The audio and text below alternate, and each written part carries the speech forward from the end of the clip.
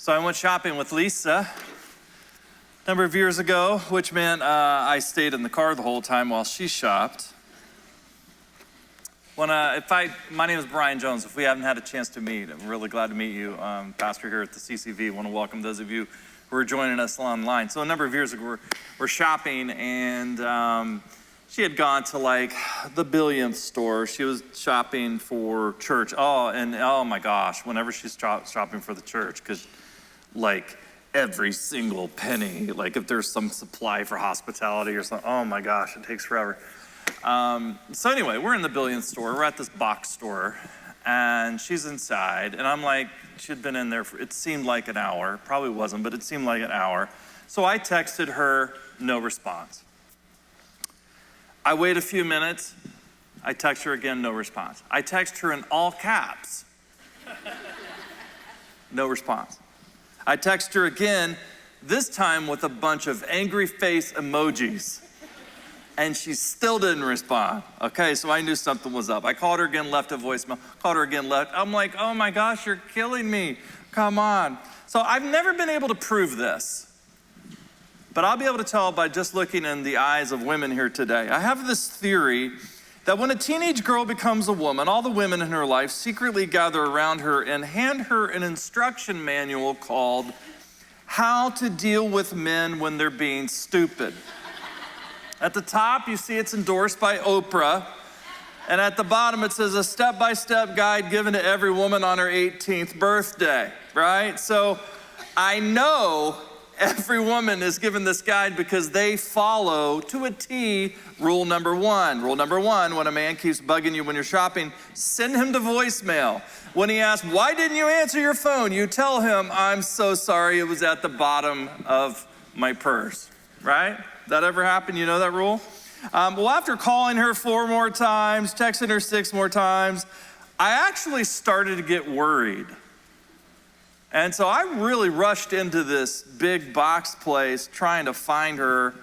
And I went past the accounting desks, and a woman said, sir, can I help you? And I said, yeah, I can't find my wife anywhere. She's not answering her phone. I looked around for 10 minutes before I said this to this woman. And she said, well, what does she look like? Maybe we can help you find her. And I said, I was really rushed. I was like, listen, she has long black hair. She's wearing a black coat. You can't miss her. She's just absolutely gorgeous. And then she paused and tilted her head and said, you are a great man. And then she said, Linda, did you just hear what he said? Oh, yeah, he is a great man. And I'm like, I'm so sorry. It just came out. I'm really scared. I'm really worried. And I'll tell you how I should have responded. I should have looked right back at these 2 women and said, you know what, ladies? The more I hear you talk, the more I realize I am a great man. Let's have some girl talk right now, right? Let's dig into why I'm so great. But I didn't say that. I was just immediately struck by the thought that I don't know if Lisa's ever heard me say that to her. Like, why did it take an emergency, what I felt like it was an emergency for me just to not even think about it, but just to blurt it out, my feelings about my wife? And why should people find it so odd when a husband speaks that way about his wife? In fact, why is it so hard for any of us to talk that way to those we say we deeply love? We're starting a new series today called Red Flags, and it's a series about how to repair and deepen relationships. It's not just this is not a series about marriage, though we're going to talk about it. We're also going to talk about single relationships. We're going to talk about dating relationships, but ultimately at the heart of this is a series about us as individuals and what we bring to relationships and the red flags that we start to see in relationships that tell us, hey man, this is something we really, really need to address. So today what I want to do is I want to talk about intimacy. And it's kind of weird that in our culture, I need to clarify, I'm not talking about sex. That in our culture, when you think of intimacy, you immediately think of sex. And that's not at all what we're going to be talking about today, though we'll touch on it. But what are the causes of the fear of intimacy? There are two verses that are going to be the basis of everything that we're going to look at today. It comes from Genesis chapter 2, verse 24 and 25. It says this: "That is why a man leaves his father and mother." I just want to pause and say this is at the beginning of the Bible, in the book of Genesis, when Adam is alone and then he creates Eve, and these are the progenitors of the human race. And then he gives the rationale of them coming together intimately. And it says this: "This is why a man leaves his father and mother and is united to his wife, and they become one flesh. Adam and Eve were both naked, and they felt no shame." This is obviously because they're in their 20s, right? But this right here, this is the core issue, right, that we're dealing with. This word united, it comes from the Hebrew word that means to stick, right? Think of like gorilla glue, right? Or super glue. That's what it's talking about, that these two people leave together and then they stick. And what this passage is saying is that when a man and a woman falls in love and they decide they want to become life partners, their top priority is sticking, is cleaving, as the King James would say. They're bonding as one. I don't know if you know this, a lot of the actual verbs that are in the Old Testament and Hebrew are synonymous with our relationship with God. Let me give you an example. The Hebrew word to know intimately someone is the word yada. And if you've ever watched Seinfeld, where they talk about yada, yada, yada. Yada in Hebrew means to know intimately. And so when it says that Adam knew Eve, that's what it's talking about. But that same word, yada, is also used for our worship with God. That this intimate, deeply intimate connection, this moment. So it's not necessarily about sex, it's about intimacy and about feeling connection with another human being as well with God, that we're built for intimacy. So I want to give a definition. Intimacy is what happens when two equal people, this is in a marriage relationship. Intimacy, what happens when two equal people permanently submit themselves together, which affords them the opportunity to safely expose the core of who they are for the very first time in their lives. That is marriage intimacy. Not necessarily in single relationship, but in marriage. Now, there are two facts that we have to understand. Number one, marriage does not guarantee intimacy. In fact, if I did a show of hands, which I'm not going to, a lot of hands would go up at the end of this message if I asked, how intimate are you with the person that you love? It would also hands would go up if I talk about, tell me about the intimacy you experience with your siblings, or the intimacy that you experience with your mother or your father. Last 30 years, marriage therapists have talked a lot about attachment and how trauma causes us to not attach to our parents, and then we replicate that if you get into a lifelong partnership with someone. And what happens is that you bring that trauma into the relationship, and it's sort of like magnets. Magnets, when there's intimacy, go together, and it's really hard to pull them apart. But when you experience trauma, what happens is like the magnet gets flipped, and it's like, man, no matter how hard, right? And some of you are feeling that right now in your relationship, right? Like, what is that? Why is that? And so here's what the Bible teaches. For those of you who are choosing to get married in a lifelong partnership, for those of you, that other person that you're going to enter into, it's really difficult to achieve any kind of intimacy unless like you're committed for life. Because oftentimes in relationships, we've been burnt so bad, like we just don't want to open up ourselves and go and risk doing that and then getting hurt again, right? So this is why our church requires 6 sessions of premarital counseling. We had premarital counseling like that. Like, we will not marry you unless you do 6 sessions of premarital counseling. It's not with any pastors, it's with a licensed Christian counselor, and there's a reason for that.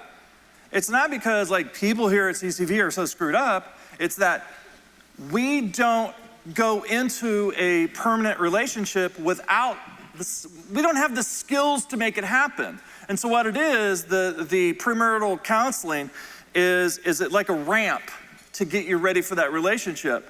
Because the thing is, you don't really know who you're marrying if you're gonna get married. I'll talk to couples all the time who are living together, and they'll say, you don't understand. We don't have to have marriage in order to have that intimacy. These are people who are pursuing this love relationship, right? And I'll say, do you have 2 bank accounts? And they're like, yeah. And I'm like, you don't have intimacy. We'll get to that later. Fact number 2, you have a 2-year window for those who are entering into a permanent relationship. You have a 2-year window to attach yourselves as a couple before major problems begin to develop in your relationship. It takes a long time to develop that kind of intimacy and open up, especially if you've experienced traumas. But you have about 2 years to get it done because there's other stuff that you've got to do in your relationship. One of my favorite books on marriage is The Passages of Marriage, Minirth Meyer Clinic. And you tell me, for those of you who are in a marriage relationships, what passage you're in right now. The first passage, Young Love, is 2 years. And there's a primary task that you have to do. The second passage, Realistic Love, is 3 to 10 years. Third passage, Comfortable Love, 11 to 25 years. The fourth passage, Renewing Love, this is where Lisa and I are, 26 to 35 years. We've been married 33 years. She's been married to the man of her dreams. The fifth passage, Transcendent Love, 36 plus years. So wherever you are, if you're in a marriage relationship, you have a passage that you have to go through, and there are tasks that you have to complete, and each have these primary tasks. And what happens is, if you don't finish the task in the first passage, you'll go to the second passage chronologically without having dealt with that. In the very first passage, that main task of the first 2 years, developing intimacy with one another. And oftentimes, because of trauma, because of lack of skills, you'll find people who have been married 17 years and they still haven't developed the intimacy, right? I think if you were to ask Lisa, if you were to say, hey, listen, at what point in your marriage did you truly experience intimacy? And she would say, and I would agree, about the 12th year of marriage. We were both so broken going into our relationship that it wasn't actually until after we took the dynamic marriage course that, God willing, we're going to be offering in the fall, that actually happened. See, here are the four most common red flags, and you tell me, whether you're married or not, in your relationships, do you see these red flags popping up? Red flag number 1, the overuse of sarcasm. Whenever Lisa asks me to do something, I have this statement. I say, dear, is there anything else you need me to do? Because I am here to make all your dreams come true. And then she laughs. But if I talk that way all the time, sarcasm is a red flag that person struggles with intimacy. So is there a lot of sarcasm in your relationship? Sarcasm comes from 2 Greek words. Number 1, to flesh, and then to cut. So it's funny one time, but it's not funny 16 times. And if you fear intimacy, what you'll do is you'll create distance, like a magnet, by cutting. It's really hard to be drawn intimately to someone who is constantly using sarcasm. Red flag number 2, changing the subject when things get vulnerable. I don't know if you know this. I have a PhD and postdoctoral research done at Oxford on changing the subject. I am awesome at changing the subject. Things get too intimate for me, like man. So we're talking about squirrel. Look at that squirrel, right? And it's because this is a struggle for me. And it just is. Now this next one, before I get into it, I just want to say this is a topic that, I don't know who's watching here, so I'm gonna use language that's sort of a code language, okay? So everybody knows what I'm talking about, okay? Code language, it's code language, okay? So red flag number 3, ongoing excuses for picking the fastest ride at the amusement park. If someone struggles with intimacy, they're always giving reasons why they want to ride the fastest ride. Here is the slingshot ride. You will see this at any theme park. Popular ride with men. Popular ride with men. It's a quick 2-minute ride, and men will often say, babe, let's go to the amusement park. And she's like, we don't have time. And he's like, oh, we have time. And this is gonna surprise you. This is not a popular ride with women. The ride that's been given 5-star reviews by females everywhere is the roller coaster. Take your time to get all the way up to the top. Are we ever going to make it to the top? Hold on, you'll get there. And you'll know when you get to the top, okay? You know, just prepare yourself. It's very clear when you get to the top, all right? Now, when a partner struggles with intimacy, they always have reasons why they can't slowly enjoy all aspects of the ride. Some people don't like roller coasters at all because there are real, genuine physical issues. Some people have had other people ruin the ride for them. They've not figured out a way to move past that. The biggest one, honestly, it takes a lot of hard work. There's more to the ride than just getting to the top of the hill. And listen, I've been a pastor for 33 years, and I will tell you, unequivocally, it can take years to develop intimacy. The easy part's the easy part. The difficult part is what precedes, what goes on, and what comes after the roller coaster. That can take years. The last red flag is codependency. In a relationship, so codependency is a one-sided relationship where one partner relies on the other for meeting nearly all their emotional needs. This is why, for those of you who are single, if you're in a relationship, if someone needs to be with you all the time, that is a red flag that there's codependency in the relationship, that they have stuff that they need to deal with. Do you not have friends? Do you not have the ability to be alone? Why do you need to be with me constantly? That is a huge red flag. Now, I don't know if you've seen this movie. I'm pretty sure everyone in the universe has seen this movie. What is this movie?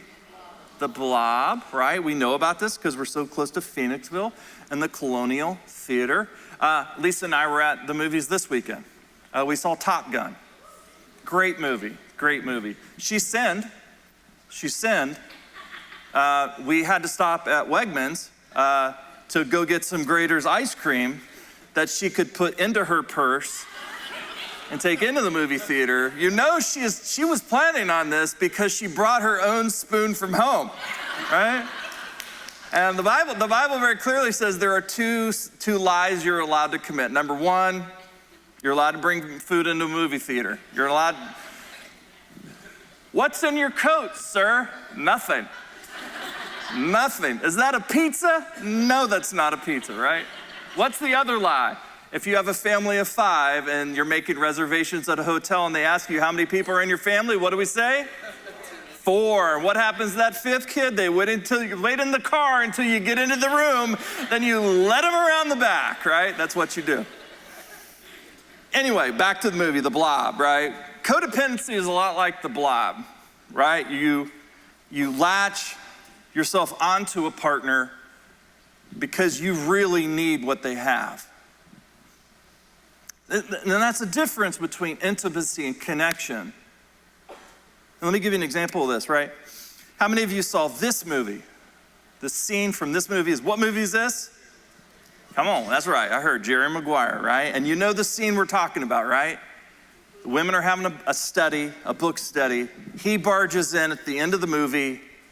He wants to be with her, and he goes into this long speech, and she said, "You had me at hello." And then, but what is he saying to her? He says, "You complete me." We see this a lot in the "Ode to My Lover" posts on social media. You know what I'm talking about, right?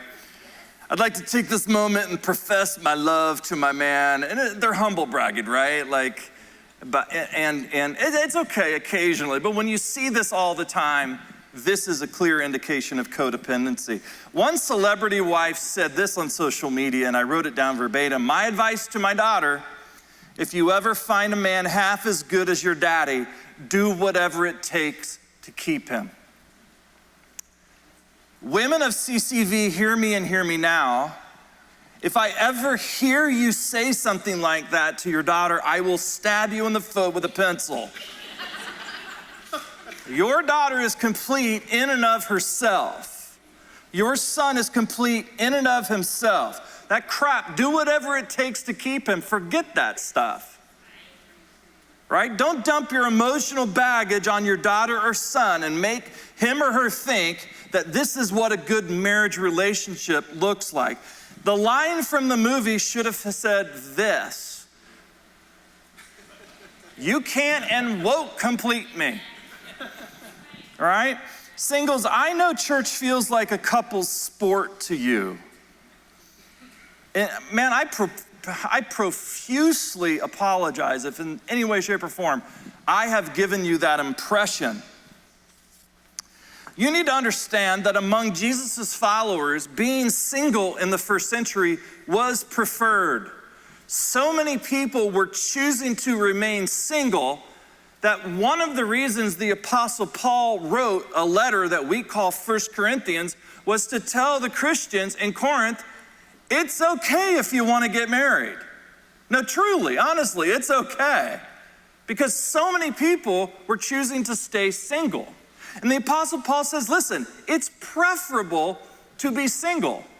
But if you don't want to remain single, go ahead and marry. This is the exact opposite of what you hear in churches today, and it's a shame. This is why I got to tell you, I can't stand going to weddings that are not done by CCV pastors.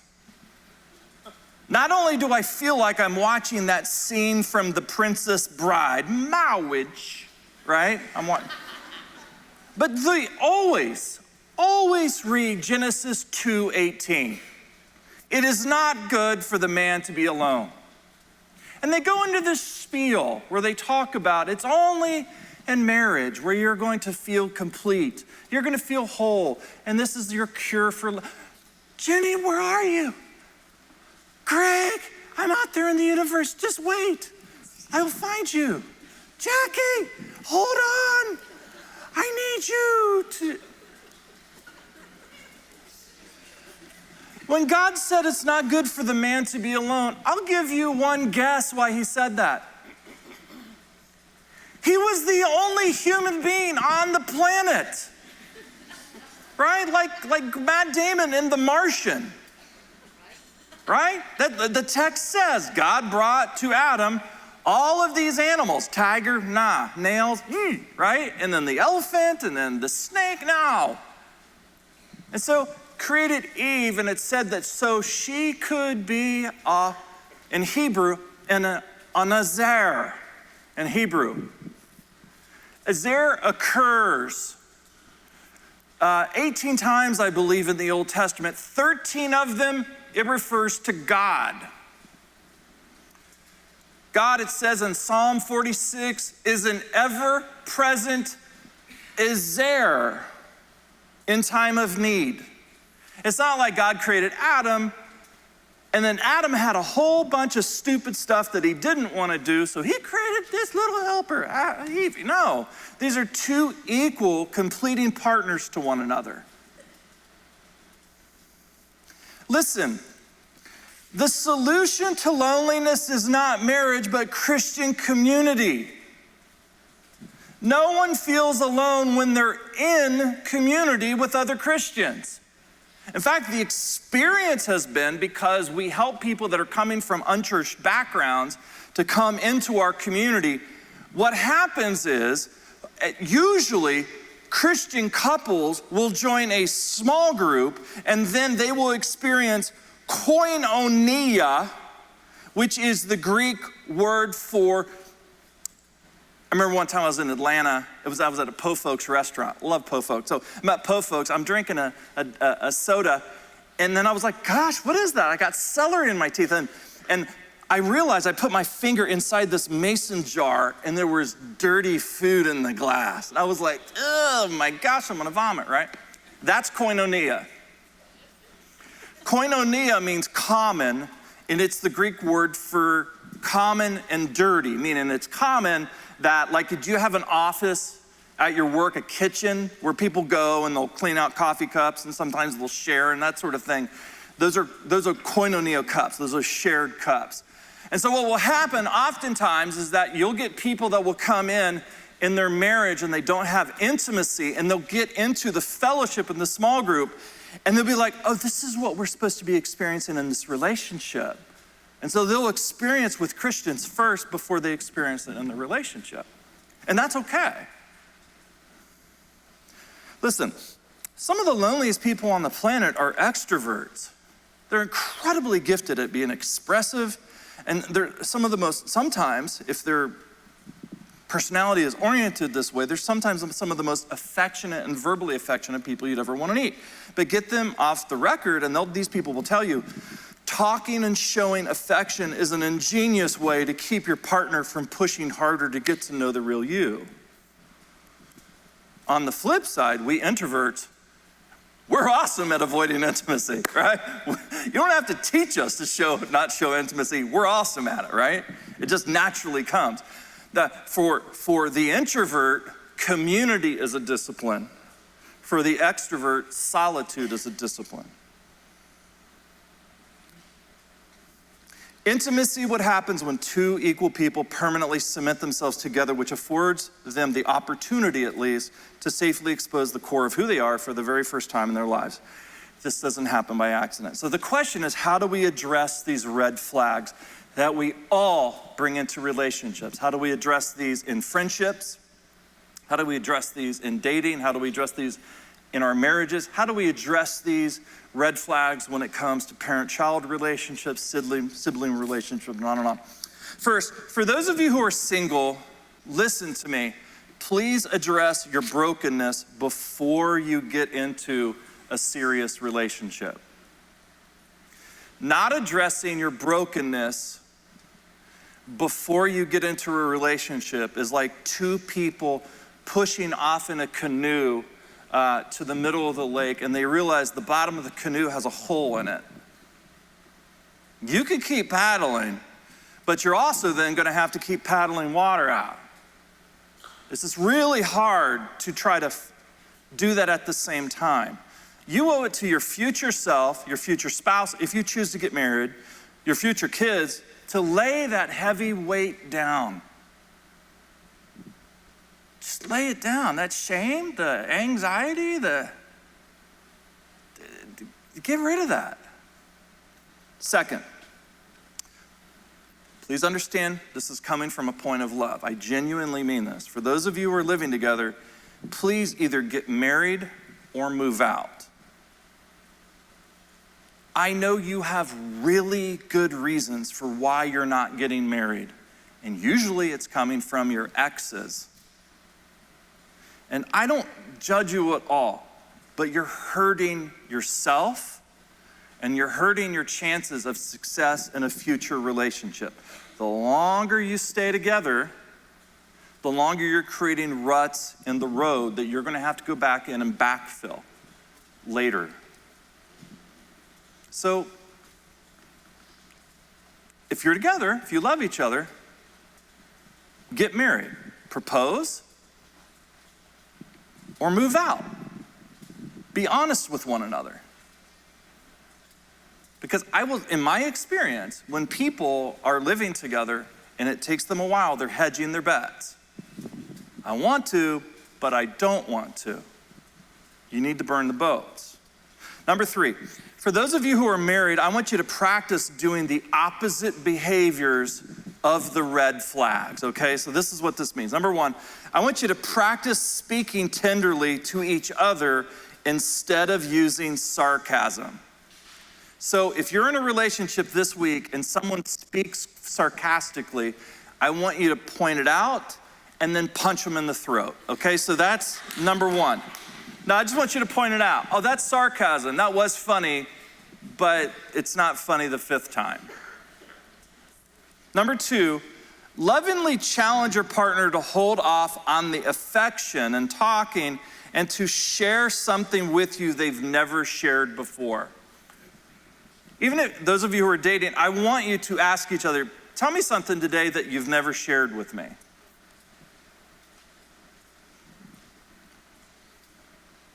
Number 3, practice staying in the awkwardness of vulnerable moments as they arise instead of changing topics. My kids literally have had to teach me how to do this. My kids have had to teach me how to do this. We'll be at the dinner table, which is always where we meet, we're telling stories and that, or if something comes up, talk it out. And I want to change the subject, and they'll say, Dad, don't change the subject. This is important for us to talk about this. And I'll say, I'm the pastor in the family. I will tell you what to do, but it's true. Like my kids literally had to bring it out of me. And number 4, this is your last bit of homework. For those of you who are in a marriage relationship only, I want you to spend 60 minutes on the roller coaster this week without going over the top. Let me tell you what I mean. This means you're going to take 1 full hour together in the clothes that God gave you at birth, and I want you to just be there, preferably where we don't have to see you. That would be weird. But just to enjoy the physical embrace of each other, the touch of each other, and having an intimate conversation, and set the clock for 60 minutes, because for most of us, this actually would be difficult. And then pay attention to what that feels like, and pay attention to the knee-jerk magnetic push away, and work through that and sit there through just any apparent awkwardness or whatever. And so this is your homework. And the last thing is, please do not come to me next week and report on how the homework went, okay? Jesus, we're very thankful for your teaching in Scripture, for this model of Adam and Eve, and for how brokenness gets into our relationships, and how you are ever present in our life, just wanting to help and just to take away the burdens. That relationships are a gift. People are a gift to each other, and we've allowed the evil one to take what is meant to be a gift and to use it to our disadvantage. It's very hard to trust. It's very hard to start over. It's very hard to move forward. But with your grace, with your power, and with your presence as your disciples, we can do that. We pray that you would help us to do that. In Jesus' name, amen. Thanks for watching today's message. Make sure to check out Brian's new book, Finding Favor, God's Blessings Beyond Health, Wealth, and Happiness. To sign up for Brian's newsletter, please go to Brian's website at brianjones.com.